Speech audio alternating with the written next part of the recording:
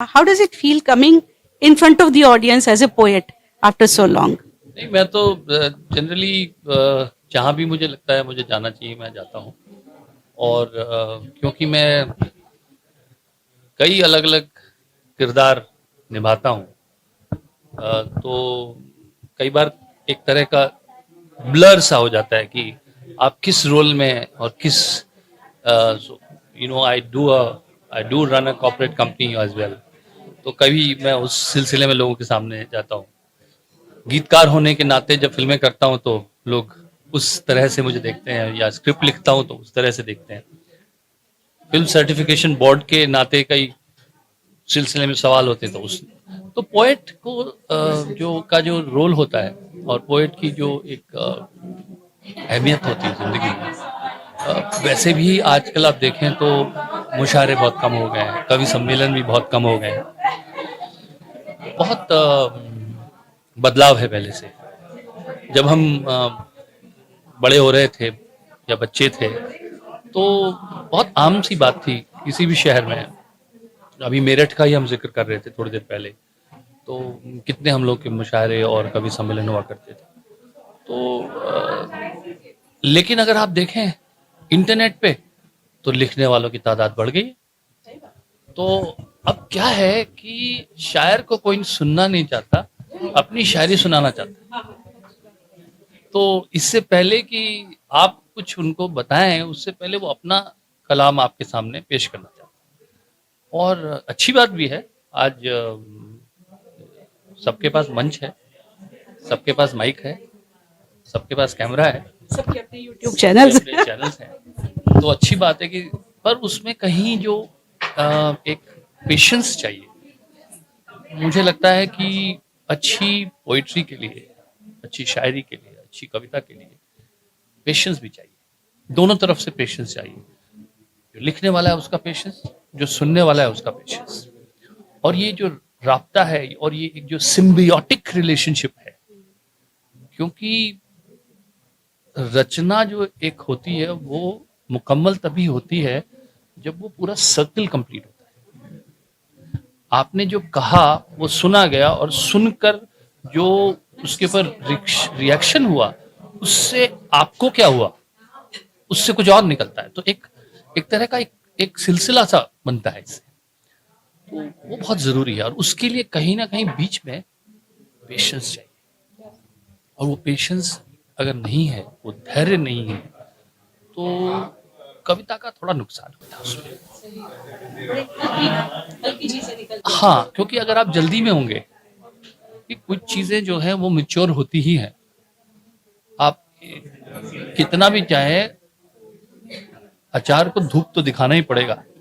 और बोयाम को अगर आप बोयाम ना समझे ना, तो वो फिर धूप नहीं मिलेगी, उसे पेशेंस नहीं मिलेगी। तो वो चीज जो भी आप बना रहे हैं, जो भी चीज आप अगर लिख रहे हैं, इवन कलिनरी जिसे कहते हैं आप, खाने की बढ़िया डिशेस हैं, वो भी आपके सामने नहीं आएंगी अगर पेशेंस नहीं होगा। तो आई थिंक पेशेंस की मुझे कमी खलती है। और लोगों से जुड़ने का तो हमेशा ही उसकी उसमें, क्योंकि कोई आप बीच में नई चीज़ लिखते हैं तो उसको जब तक आप लोगों के सामने लेके नहीं जाते तो आपको पता नहीं लगता कि ये जो, जब मैं, मुझे याद है तारे ज़मीं पर लिख रहा था, उसमें गाना है माँ, मैं कभी बतलाता नहीं पर अंधेरे से डरता हूँ। तो मुझे जब तक वो लोगों के सामने नहीं आया था तो मुझे लगता था कि ये मेरा ही पर्सनल एक्सपीरियंस है बस। कि क्योंकि मुझे याद है मेरी माँ मुझे ट्रेनिंग प्रोग्राम में चली गई थी एक बार, मैं अकेला था घर में, और मुझे हर चीज़ से, कमरे में जाने से, मैं बच्चा था, तो मैंने उन चीज़ों को लिखा। तो मुझे लगा शायद ये मेरा बहुत पर्सनल एक्सपीरियंस हो, कुछ लोगों तक पहुँचे कुछ तक ना पहुँचे। लेकिन जिस तरह से वो लोगों को उस गाने ने छुआ, तो आपको लगा कि जो आपका सच है वो बहुत से लोगों का सच है। कई बार आपकी रचनाएं, आपकी जो भी क्रिएशन है आपका, वो जब तक आपको लोगों तक नहीं पहुंचता तो शायद पता नहीं लगता कि उसकी जो गूंज है वो कितनी दूर तक जाती है। मैं आपसे अर्ज कर रही थी कि 90s में मदर के डेथ के बाद मैंने एक पोएम लिखी और कंपटीशन, इंटर यूनिवर्सिटी कंपटीशन हुआ एमयू में, और जब आखिर तक मेरा नाम नहीं आया तो हमें लगा कि हमारी क्या औकात है, पहली बार लिखी है, फर्स्ट पोजीशन कैसे मिलेगी। और यही था उसमें कि मदर तो चली गई, अब किसके लिए जीना है, लेकिन tomorrow is what you make it today, जो भी करना है उनके लिए करना है करके एक लिखी थी। आखिर में नाम आया, राना सफरोज सिद्दीकी थी उस ज़माने में कि राना अफरोज सिद्दीकी फर्स्ट प्राइज़। आप यकीन नहीं करेंगे, जो आपने माँ वाले गाने की बात कही, जितने लोग वहाँ खड़े थे सबकी आंखों में आंसू थे, क्योंकि मुझसे आधा से ज़्यादा लोग ऐसे थे जिनका तजुर्बा वही था। तो ये आपकी माँ वाले गाने ने इतना लोगों को जोड़ा है। तो मैं आपको इतना जानती हूँ कि आप गंगा जमुनी तहज़ीब के से न सिर्फ मुतासिर हैं बल्कि उसको फॉलो करते हैं और मिजाज से सूफ़ी हैं। आपको लगता है इस तरह के मुशायरे गंगा जमुनी तहज़ीब को आगे बढ़ाएंगे?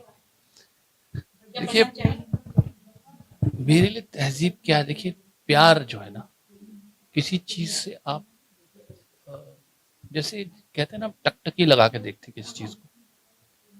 अभी कोई खूबसूरत पेंटिंग हो, आप भी उसे देखें और मैं भी देखूं, आप मुझसे कुछ ना कहें, मैं आपसे कुछ ना कहूं, लेकिन वो जो रिश्ता जुड़ गया है वो हम दोनों को जोड़ देता है। तो इसीलिए खूबसूरत चीजें साथ में, खूबसूरत चीजों को साथ में देखना, खूबसूरत चीजों को साथ में सुनना, वो अपने आप में एक, वही एक, उसी को मैं तहजीब कहता हूँ।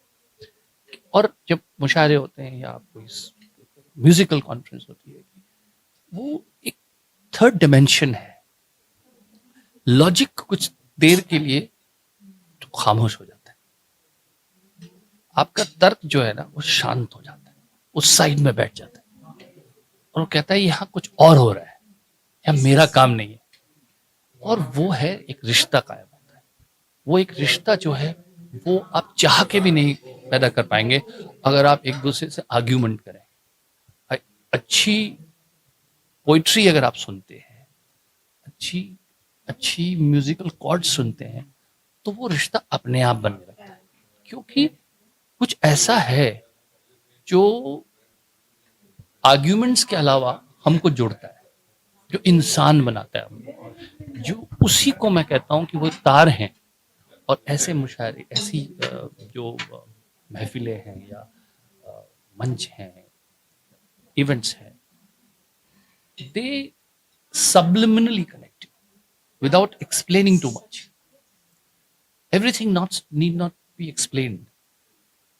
और जिंदगी में जो ज्यादा चीज एक्सप्लेन करता है, उससे ज्यादा अच्छा वो होता है जो मिस्ट्री ऑफ लाइफ को ज्यादा गहरा करता है, वो गहरा करता है, वो deepens the mystery of life, connects you more. क्योंकि जिंदगी में कुछ ऐसा है जो बियॉन्ड एक्सप्लेन है। अगर आप एक रिश्ते को जाके डाइसेक्ट करने लगे, उसके धागे धागे निकालेंगे, अच्छा ये इस वजह से, केयर मैं इसलिए करता हूं क्योंकि ये, तो शायद आपको उसकी ढूंढने लगे। और वो I think that third dimension, वो एक्स फैक्टर जो है, ऐसा नहीं है कि उसमें तर्क नहीं है, ऐसा नहीं है कि वो जहनी तौर पे कमजोर है, ऐसा नहीं है। उसमें जहन भी है, उसमें दिल भी है, उसमें स्पिरिचुअलिटी भी है। हाँ, उसमें जो जिसे कहते हैं ना कि स्पॉन्टेनिटी, उसमें स्पॉन्टेनिटी है, उसमें कैलकुलेशन है। और वो हमारे अंदर लेयर्स बनती हैं। देखिए, जिंदगी में जितने भी आपके एक्सपीरियंसेस होते हैं, वो एक लेयर के तरह आपके अंदर बैठ जाते हैं। आप चाहे ना चाहें, दे टिपटो इनटू योर सबकॉन्शियस। धीरे धीरे फिल्टर्स अपने आप बनते हैं। जो आप कोई बात कहते हैं, जो आपका बातचीत का तरीका है, जो आपके एक्सप्रेशंस हैं, जो मेटाफर्स आप यूज करते हैं, आपको लगता है कि खटाखट खटाखट कहाँ से आ जाता है? वो इयर्स ऑफ एक्सपीरियंसेस की लेयर्स है, और वो धीरे धीरे धीरे धीरे छनता है, और छन के आता है। और मेरे हिसाब से पोइट्री वो है जो छन के आती है। क्या बात।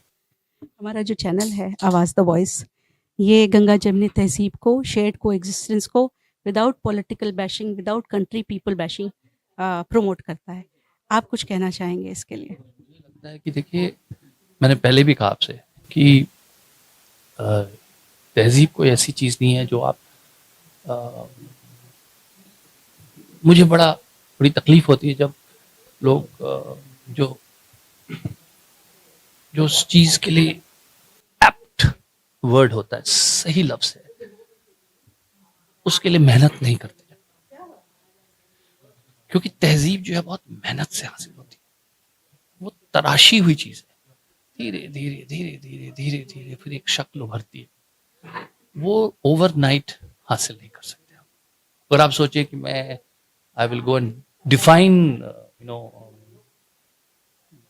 कि उस कल्चर या संस्कृति या तहज़ीब, मैं उसको एक शब्द में या एक लाइन में लिख के बता दूंगा व्हाट डिफाइंस यू नो वो डेफिनेशन मुझे नहीं लगता कि वो अपने आप में कंप्लीट हो, क्योंकि वो आप वो चीज़ है जो आप महसूस कर सकते हैं। जब आप देखते हैं, आप समझते हैं कि ये तहज़ीब है।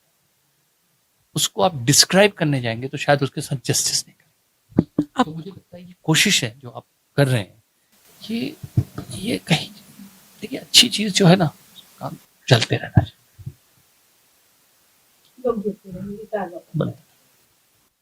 आवाज़ द वॉइस पे आने के लिए प्रसून भाई आपका बहुत बहुत बहुत